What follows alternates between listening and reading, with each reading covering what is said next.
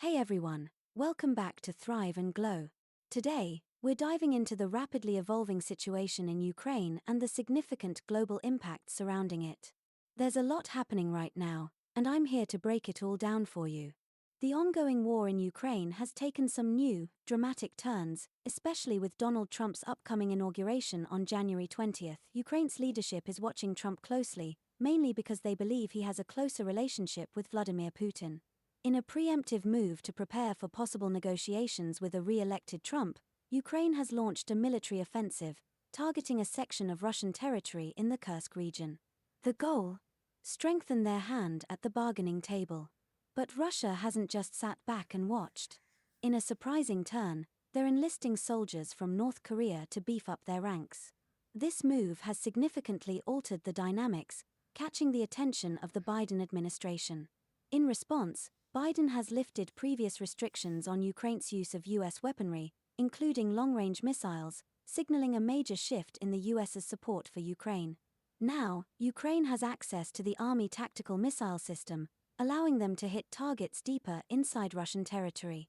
The goal here seems to be disrupting Russian supply lines and weakening their stronghold. Meanwhile, there's a chilling twist with Russia's nuclear stance. They've shifted their doctrine to treat any attack involving Ukraine and NATO as a unified assault. Vladimir Putin has issued nuclear threats, but most analysts believe the chance of an actual nuclear strike remains low. The risk of NATO's severe retaliation is likely a strong deterrent. Still, the threat alone has intensified the tension. Adding another layer to the drama are recent disruptions to underwater internet cables in the Baltic Sea. These events have led to accusations that Russia is engaging in hybrid warfare, combining cyber and military tactics to create instability in the region.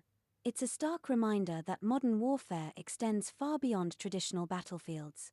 In the past few days, President Biden took the bold step of authorizing Ukraine to use long-range missiles not just against Russian forces, but also targeting North Korean troops now fighting alongside them in the Kursk region. This decision is a significant escalation.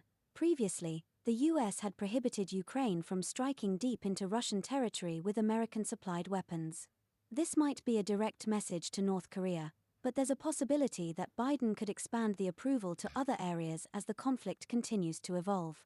The first strikes using these long-range U.S. missiles has already taken place, including the UK-supplied Storm Shadow missiles, marking a crucial point in this war. Recently, we've also seen a spike in Russian missile and drone attacks on Ukraine's energy grid. Moscow has called these strikes a direct response to Western leaders who have recently engaged with Putin. Ukraine is now facing nationwide energy rationing as a result of these targeted attacks. On the diplomatic front, tensions are heating up as well. Russia has threatened to strike British military facilities and has begun nuclear weapons drills. These drills, according to Russia, are a response to provocative statements made by Western leaders, including figures like French President Emmanuel Macron and the British Foreign Secretary. The Russian Defense Ministry has described these drills as practicing the use of non-strategic nuclear weapons, a clear signal that Moscow is prepared to escalate if they feel the West oversteps. In an official protest, Russia summoned the UK and French ambassadors, warning of catastrophic consequences if the UK continued to support Ukraine's use of British weaponry against Russian targets.